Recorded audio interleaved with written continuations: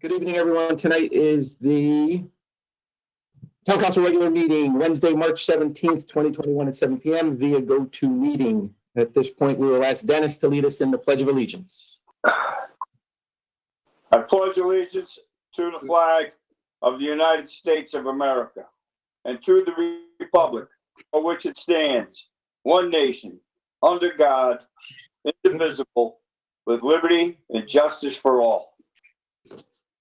Thank you, Dennis.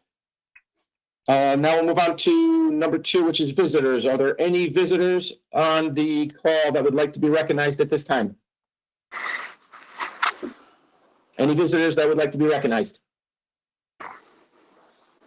Okay, hearing none, we'll move on to the approval of the minutes for the March 2nd, 2021. And that was the special meeting in the March 3rd, 2021 regular meeting. Do we have a motion to approve? So moved. A second? Second. Any discussion? All in favor? Aye. Opposed? Abstain? Thank you. We will now move on to item number 4, appointments and reappointments. So we have a letter from Sherry Hines in reference to the Conservation Commission, where they were allowed per their bylaws to have 2 student members on the Conservation Commission, and they have put forth 2 individuals. We have Clara Franzoni and Olivia Riccio. I don't think either of them are here. I know we did get an email from Claire, and she had a Morgan Spring Sports meeting tonight. But we have obviously letters of recommendation also from teachers over at Morgan. So at this point, we'll just look for a motion to appoint Clara Franzoni and Olivia Riccio to the Conservation Commission as student members. So moved. A second? Second. Any further conversation? All in favor? Aye. Aye. Opposed? Abstain? Thank you. Now we will move on to number 5, which is the tax collector suspense list. We obviously have been provided the information from the tax collector's office. I think Lisa is on the call. Before we move forward with this, is there any questions that anybody has on this item? All right, so if not, Christine Gupil, I don't know that everybody on the council understands what the list is. I just thought perhaps might be beneficial to explain it. that's why I asked if anybody had any questions as it related to it. Okay. At this point, we look for a motion then to approve the tax collector suspense list as submitted. So moved. A second? No. Any other further discussion? All in favor? Aye. Aye. Opposed? Abstain? Thank you. Moving on now to number 5, which is Public Works line item transfer request. Everybody has been given the request. Anyone has any questions? Todd is on the call. Does anybody on the council have any questions as it relates to this transfer?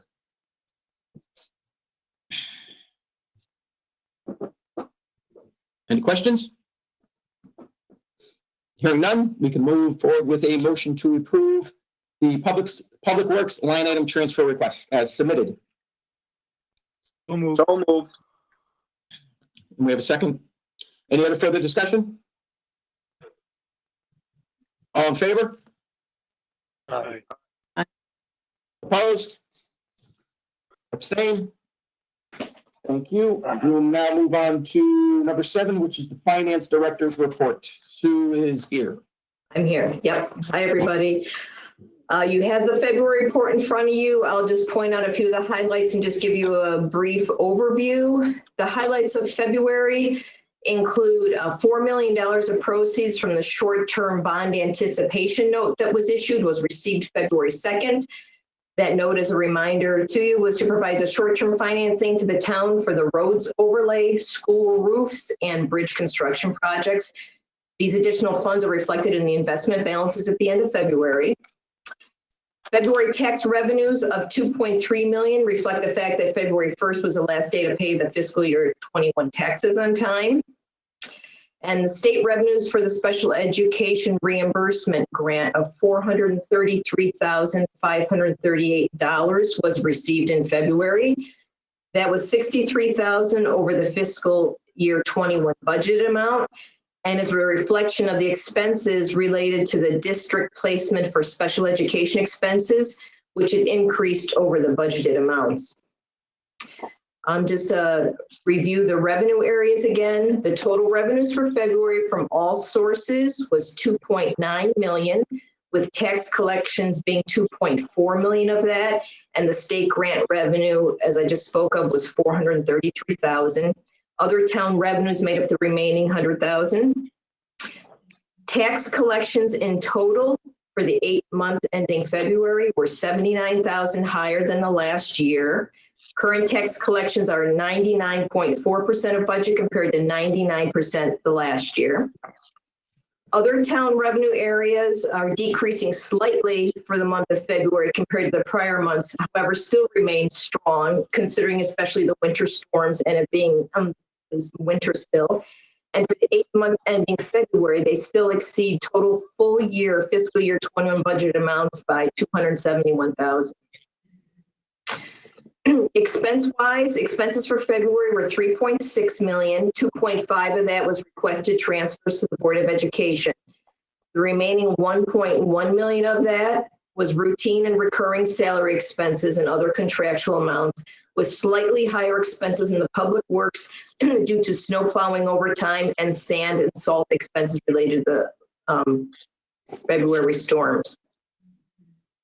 Other investment balances, the overall unrestricted investment cash balances increased 3.2 million in February to 28.2 million.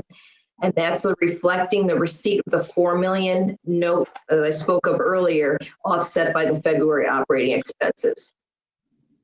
Contingency still remains at 250,000, knowing that a portion of that will be used to cover the additional salary and other benefit expenses resulting from the contract settlements as previously reported. And the current unrestricted fund balance as well remains based on the fiscal 20 audit at 19.8% of fiscal year 21 budget expenditures. And that concludes the summary of my report. Any questions? So you said 19.8%. Is that the percentage you just mentioned? It is. Okay. Yeah, And that the calculation is in your packet. Gotcha. And the fund balance remains at 250, you said? The contingency account remains at 250,000. Yes. Gotcha. Thank you. Sure, no problem. Sue, I'm looking at the finance department project overview, and it says you're working with an accounting software vendor on required upgrade due to software no longer being supported. That means SunGuard is not good. What does that mean exactly? That means that we have just been told that the version that we're on, which is 5.1, is 3 versions behind of where we need to be. They just made a decision this past fall that they were no longer going to support the version we're on as of July 1st. So we have to do an upgrade. The system, we're working on getting quotes for that right now. Are you trying to get an upgrade with SunGuard, or are you looking for a new system? No, an upgrade within SunGuard. All right. Yeah, no. So and right now the estimate's coming in about $25,000 in total for both the Board of Ed and the town. And we're just trying to work out the timing of that and the details of how that's all going to come together. Okay, I'm just curious, is that budgeted? Is that in your budget for next year? And we have to find it. Okey doke. Thank you. Anything else for Sue? So it's Christine. So this is also going to impact the Board of Ed side as well. Yes. And is there any opportunities, I don't know if there's anything within the state at this point, since they're sort of dictating what form you need to respond to them in terms of reporting?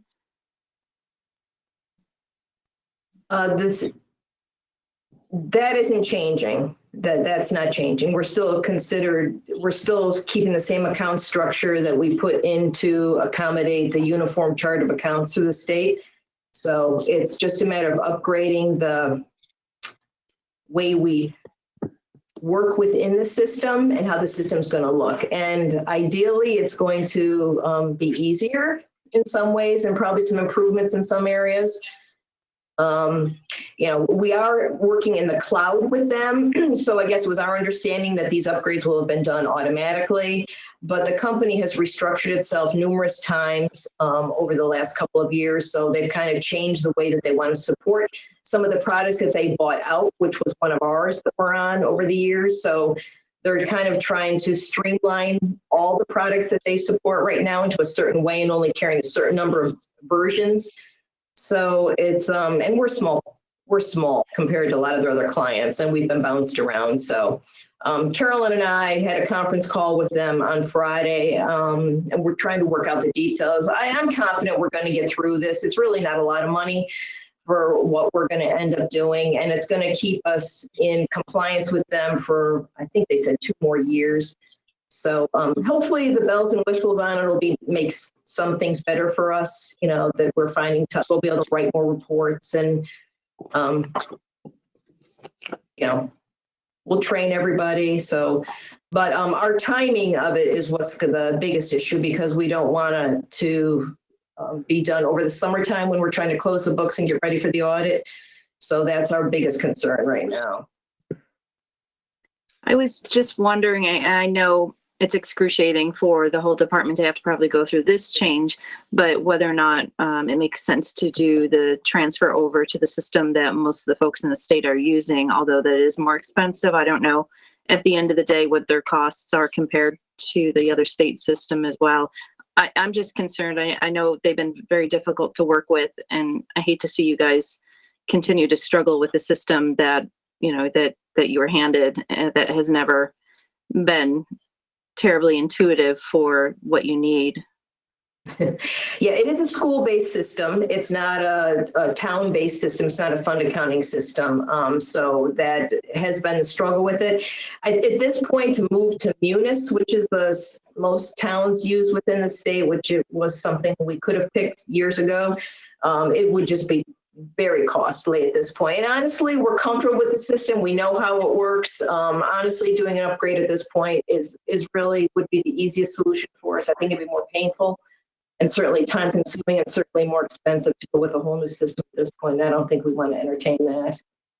All right. Well, thanks for getting us up to speed. Thanks, Sue. You're very welcome. Anyone else? All right, thank you, Sue. You're welcome. Okay, now we'll move on to item number 8, Chairman's report. Just wanted to talk a little bit about the possibility of getting some comments from the council members as it relates to us engaging with the boards and commissions in town and having them kind of come forth to us maybe on some sort of regular basis, whether we invite one, one a month or however we want to work it out, but having them come forth and kind of just, engaging us, talking to us about what's going on and maybe what they can or cannot use from the town council. Is there anything that we can provide to them, that we can help them in any of the things that they are dealing with? So I just wanted to sort of throw that out there to the council members to see if anybody has any sort of opinions and comments on that. Chris, I do. I would love to see quarterly updates from, let's say, Mike Rossi at the Planning and Zoning, or if he'd be willing to do that, or EDC, maybe John could check in with us. Matt Kennedy, WPCC. I think it would allow us to be a little better informed with some of the things that are going on in these commissions. Any thoughts regarding that?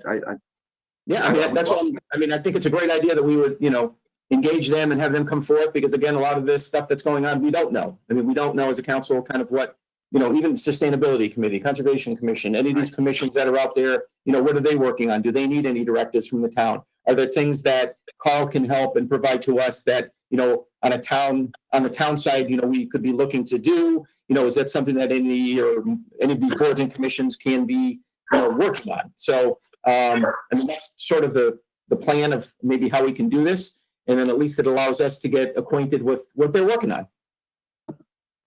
I agree. Dennis?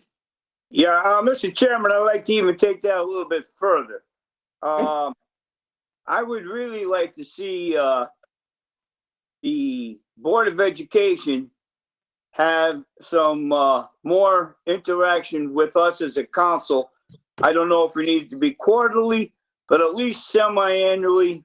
I would even go quarterly to so that we can mutually plan for how the budgets are going to be worked out and other needs that the Board of Education needs. Instead of just waiting until the end of the year and then all of a sudden we have to, I think if we got an idea of where they're going, where they need money, how, whatever, I think better communication between the two boards would be a lot better and a lot smoother, getting this budgets planned at the end of the year. And I think, it'd be also helpful for the townspeople to know that we are working with the Board of Ed to try to dispel this notion that, it's the town against the Board of Ed type of things when it comes to the budget. Right. It's our budgets, the whole town of Clinton's budgets, and we should be working together. And I think we, quite frankly, should have a little input on how things are going. Keep us abreast of what's going on. How do they spend the money? Well, I've said my piece, and I think that's a very necessary step in the future. I think that type of communication could really help in getting these budgets tuned up a little better. Thank you. Yep, I agree. I mean, I think that's something that we brought up at the budget meetings, that having them explain to us how their budget works, because obviously town council now basically operates as the finance committee. Obviously, we don't have that any longer with the town manager involved, but I mean, it'd be good for council members to be aware of kind of how it operates, how it works, and have us better understand what they're working with on their side. I think would be huge. Exactly. Yep. I concur with Dennis, and I think quarterly would be great, Chris, if we could, but cap them on time. Yes. Let's give them 15 minutes, 20 minutes. Let's not make the whole evening of it. No. Yeah, I agree with you, Mark. We don't need any of those points and all that stuff, big presentations. Just meet with their members and us and just talk things over and try to get communications a lot better. 100%. Yeah, I think Eric Galvin would welcome that opportunity. I think so. I mean, I think at this point that takes away the misnomer, like Dennis said, the misnomer of it being us versus them, that we go through every year, and that's really not how it should work. It should be all together, and we can work together at knowing, how things are going to operate as we go forward. So, I mean, I think it's a good plan, and we can obviously reach out to them and ask them, see if they'd be willing to do that. I mean, I think at this point too, maybe the EDC should be the first stop that we make on this, seeing as we got the grant, that's in place right now, and, working through some of the things that they've been dealing with. So, I mean, that might be one of the first, commissions that we ask to come forth and let us know what they're working on and see how we can collaborate with them to make sure that, when the grant comes into place, we're ready to go just as well as they are. Anybody else? Chris, in addition to that, I mean, the two questions I get from folks around town, first is the budget. What's the mill rate going to be? And then secondly, what's happening with this building? What's happening with Unilever? What's going in across from Friendly's? And oftentimes I'm not quite certain. And I read the documents. Would it be helpful to have someone like a Kathy King come in, or maybe even John Allen at the EDC could do this, or maybe Carl? I mean, is that something that we'd be willing to consider? They can always call the land use office. We have all the answers down there. I know, Carol, but I'm just talking about your everyday folks. You see it on Yeah. social media. I get those calls every day. Oops. I mean, I think honestly, again, if it's something that we would want to get some direction as far as where we're headed with those projects in town, I think those go through Carl. I mean, that would just be my opinion, that if we needed, I mean, again, we know what kind of, what we have here, what projects are in place, what projects we're working on. So, in order to address those, and, and kind of just give an update on where we're at. Sometimes we do know, sometimes we don't know. I mean, because again, once a developer comes in, if, they're not engaging in with the town and talking to the town on a daily or weekly basis, sometimes we don't know what's going on. So, and that's a lot of the unknown. So then a lot of people, the project's dead. It's not going anywhere. I agree. So, I mean, getting a system in place where we can get some updates on those projects, I think another thing that we should work with. Anyone else? All right. So at this point, I guess maybe the next meeting, we could probably reach out maybe to the EDC and see if they want to, join us at our next meeting and have some conversations about kind of what they're working on, and then we can collaborate with them going forward. Great idea. Sounds good. Thank you for your input. We will go now to town manager's report with Carl. So you have my written report. There's a couple of things to highlight for you. To sure that you're in the loop. MIRA, the Materials Innovation and Recycling Authority, which is the entity that receives the town's solid waste, had its annual report to the towns earlier this week, sort of laying out where they're going and what they see as their own future as an organization. Given the decision not to make investments into the Hartford burn plant and other factors which impact the market for solid waste and recyclables, MIRA is sort of at a significant decision point with its ongoing operations and its fundamental business model. The electricity market has changed, so the ability to get subsidy coming out of the trash to energy business is not there to the extent that it was before. Commodity pricing for electricity is also lower than where it's been in the past. Recycling no longer going off to China and creating market issues really impinges on their fundamental business model. So in some ways, it takes us back to the time before there was a CRRA and in terms of how the state's going to deal with its solid waste. Their tip fee is, as we know from setting our budget, in at $105 a ton.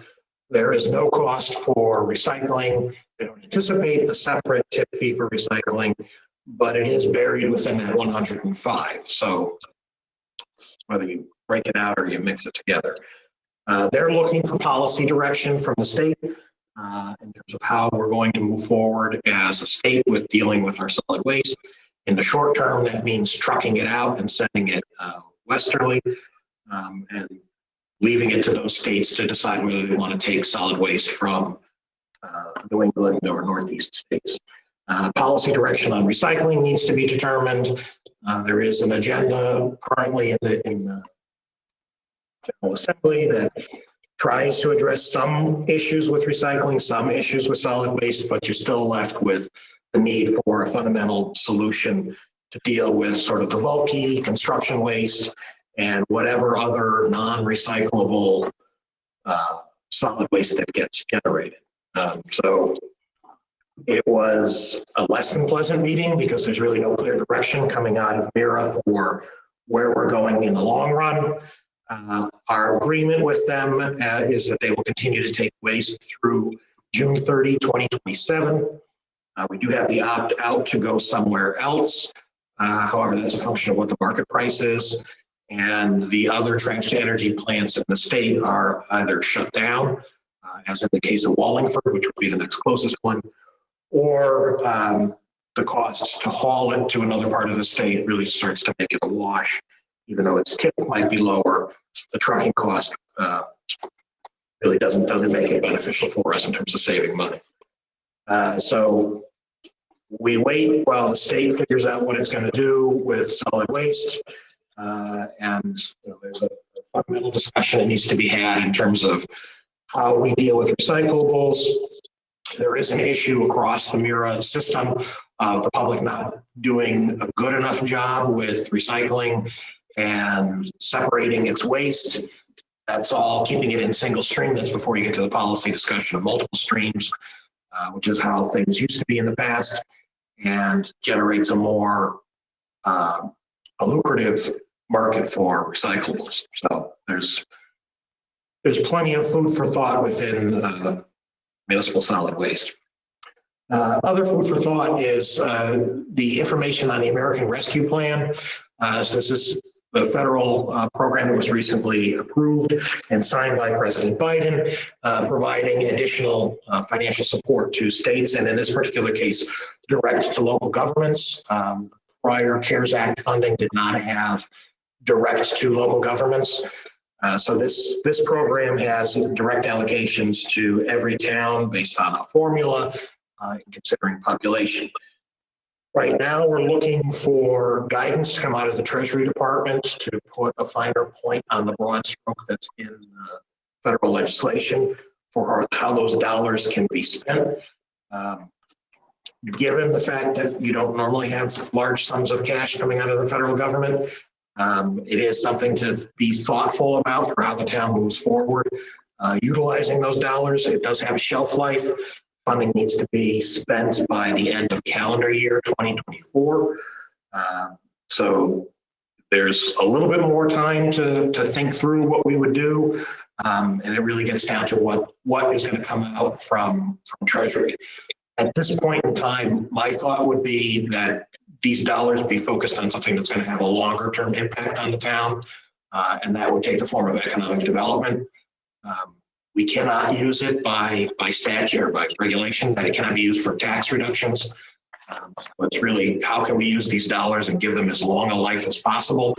So there are some concepts of how those dollars could be used, but we really need the Treasury Department to clarify what can and cannot be used. The hope is that that'll come out by the time the state has to release those funds. Treasury is supposed to push the monies out to each state within 60 days of the president signing the bill. The state is then supposed to push it down to local governments within 30 days of their receipt of it. So in the next 3 months, some federal funding will be coming through to us, and it's up to the town to decide what its plan is going to be. So once we've got feedback from Treasury, I'll have more information for you, as well as some ideas on how we can spend those dollars. And then we can have a conversation at that point in time for how we can use those dollars to the greatest benefit to aid in the general economic recovery of the community. The only other item of note in the report was, you'll note at the end, there's a handout that's been provided. We've got a bunch of volunteers that are looking to do a community-wide cleanup on April 17th. The group would meet at Town Hall at 9:30, and then folks would be assigned roadways and different parts of town for sort of a general cleanup going forward. So that's more for your awareness. We've got some volunteers in town that are looking to help beautify the community and clean things up before the grass and other plant life grows along the street sides, hiding some of the waste that's accumulated over the fall. Carl, I just have a question on that. Who is the group organizing it? It's some residents who live in the hammocks, so it's not a formal group. It's just a bunch of residents.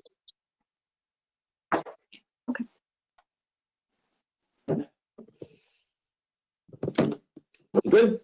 That's it. Carl, can I ask you a question? I'm sorry.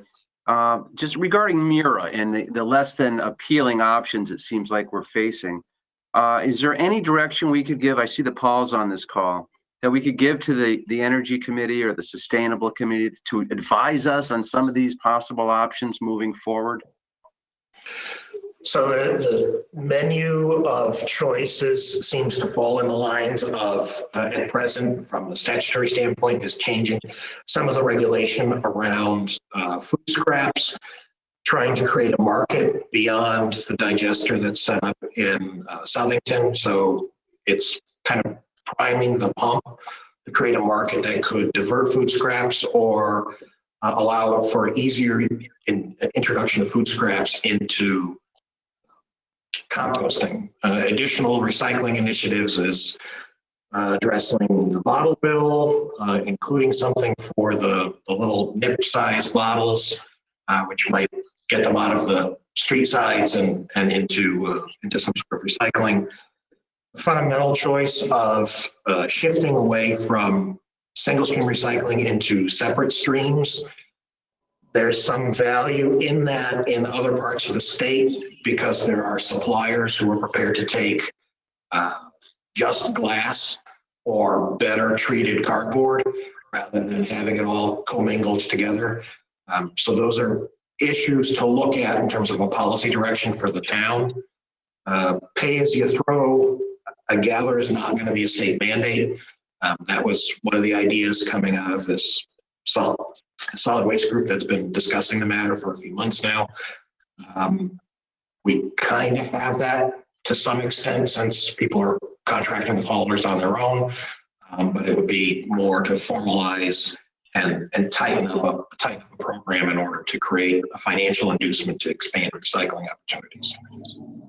You still have the basic problem of there's going to be a chunk of waste left over, and where does that go? And from a state public policy issue, right now it's going to go on a truck and be trucked out west.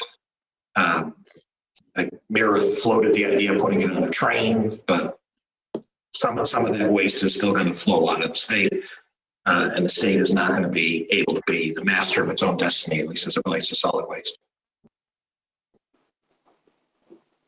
Is part of that possibly embedded in the work of the energy or sustainability? I'd like to get some feedback from them. But thank you for your comments. My last thing I think it's a business model issue, Eric. So if the town decides to have separated recycling, it's who's the entity that's going to take that waste and where are they in relation to town so that we know what the trucking cost is to get some way to look at recycling differently than what we've done in the past with the single stream. So it's really kind of a dollars and cents issue, and where's the market that's going to take our stuff. So those are kind of more economic issues that kind of have to be unpacked a little bit. All right, thank you, Carl. And then just quickly, I don't know if this has any bearing on Clinton, but Senator Looney has a Senate bill. I believe I followed it a little bit this week in the Finance, Revenue, and Bonding Committee. It's a rather contentious public hearing that would, I believe it's $500,000 on properties appraised at over 400,000. Would this have any relevance to our taxpayers here? They would be, if this bill went through, have to fork up that $500,000. Is that, do you have any sense of where that's going and how that would impact us? I don't think the governor is a fan of it. So where it goes, anybody knows. If the governor's sort of articulating that he's not a fan of it, I would guess that if it gets out of the General Assembly, he would use his veto powers on it. So it's pretty much any town or any house that has an assessed value of 300,000 would be subject to an additional $1 million that goes up to Hartford to be redistributed. So that leaves 300,000 as a market value of 420,000. So if your house is valued less than that, you don't live in a mansion, and if you do at 420 or higher, then you're at risk for a tax levy. It's obviously more in other parts of the state, so there's been some pretty aggressive reporting out of Greenwich and other parts of Lower Fairfield County where you've got $1 million plus homes in the mix. But Clinton has homes that are over 420. And so those homes will be impacted. How large a slice of the town, that I have not tried to compute at this point. Thank you. Anyone else for call? All right, hearing none, we can move on to number 11, the executive session, real estate pursuant to Connecticut General Statute 1-206D. Do we have a motion to go into executive session and invite Carl and Mary? Excuse me, we didn't do town council committee. Oh, I'm sorry. Town council liaison reports. My fault, Timmy. I have one. There you go. Since we're talking about EDC, I might as well give you some update on the last meeting that they had on March 9th. The STEM program with the school system is really going full tilt. As a matter of fact, the two students have already contacted Bosch for an internship. which is interesting. And the PTA is now involved, evidently in discussions with Marco. They're talking about creating a district website. There's a training program supposedly coming into town in May by a company called Goodwin, sponsored by Pratt and Whitney. That's going to evidently talk about work that's available through the manufacturing sector in the state. And evidently it was decided that advanced manufacturing in this upcoming school year is going to be a major focus to provide to students throughout the Clinton community. And there was also the discussion that if this continues, what they're concerned about is that there might be too many students for not enough jobs. So there's talk about possibly getting Westbrook involved, North Branford. Obviously, there's a big program at Electric Boat where they're hiring many people due to some of these new contracts that they have received, billion-dollar contracts. So that's all taking place now and will become a major factor in the school year come September. EDC evidently has sent out a letter to property owners about the potential for upgrading Main Street, we'll call it. Saturday, and I don't know if this actually happened, I'm sure it did.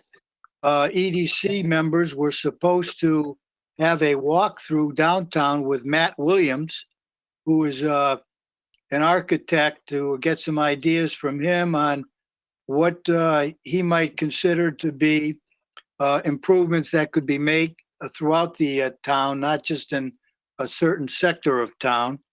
So that was done. And that's it. Thank you, Tim.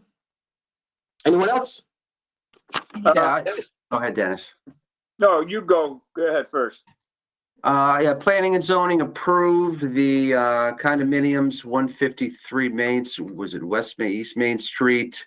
The caveat, it's at the Attorney General's office for 90 days. If they don't act, then at that point, the house, the house down there, the older house, can be demolished. Very contentious session, we heard. And then Oliver Bausch, the Bausch Advanced Industries building on 115 Nod Road has also been approved. And that's my report. Thanks, Eric. Dennis? Yeah, real quickly, the police commission met last Monday. Again, they're moving right along according to schedule as far as their budgets are concerned. I must add that they've got so many programs that they're working with the community now. It'd be too numerous for me to keep naming them. They've got about 10 or 11 different type of programs that they're interacting with the public, which I think is a great thing. Getting people to know our police department interacting with the community. One thing was that Chief DeMayo reported that this year was the 4th year for some type of diaper drive, and there were 120% more collected this year than last year. And so I just thought I'd bring that up. Also, as far as that seniors program that's going to be launched pretty soon, they picked up another couple of donations. I believe the Liberty Bank is going to donate $2,500 so that they could make proper identification and get credentials out to the volunteers that will be actually working with the seniors. So there'll be no question about people trying to pull a scam on them. And there's also $1,000 hopefully coming from the Clinton Rotary. Just 2 points of we should be keeping an eye on. One, that radio committee that is investigating getting the new body worn cameras in the cars and what have you. There's just a little hiccup right now. due to the fact that, the company that we were sort of leaning towards, price changes. So, I guess, the PD and Mr. Kilduff have been, working on that to try to get that smoothed out. And in conjunction with that, as usual, Murphy's Law comes up. And at this particular moment, we have a problem with the Meadow Road laser up there. They call a microwave, whatever, antenna, whatever. And at this point, I guess the chief is looking into it. We have a consultant by the name of Zito, who's our radio consultant. He's looking into seeing what the repairs would be.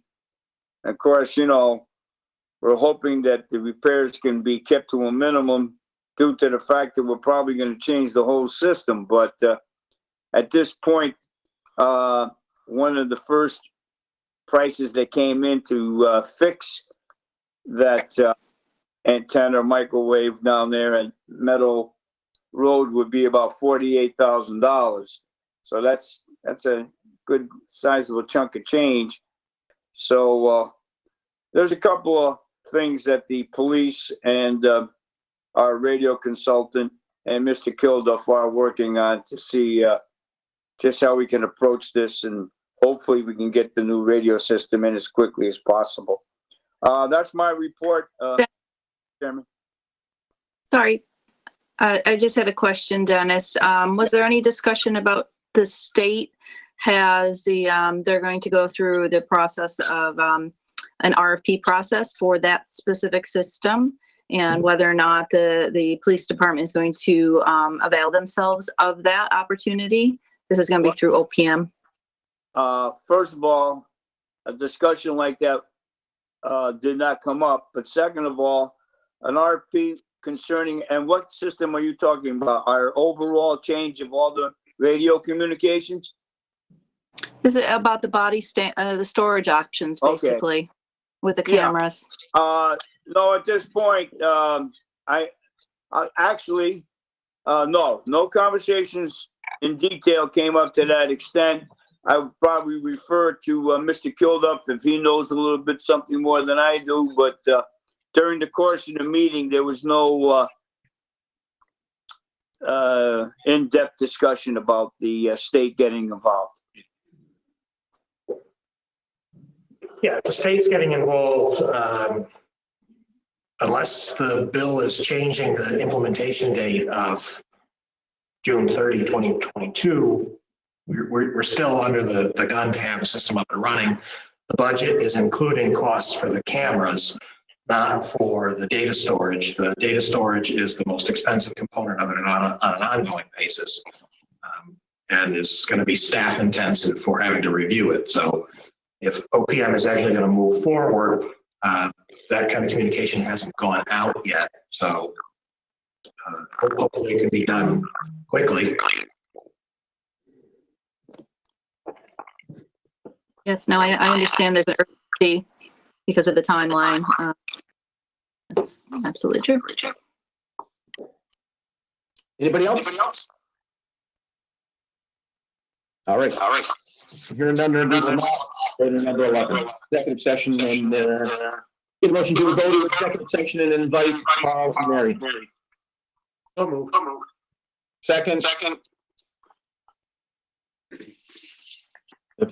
somewhere. Second. All in favor? Any discussion? Aye. All right. Aye. Opposed, abstained, okay.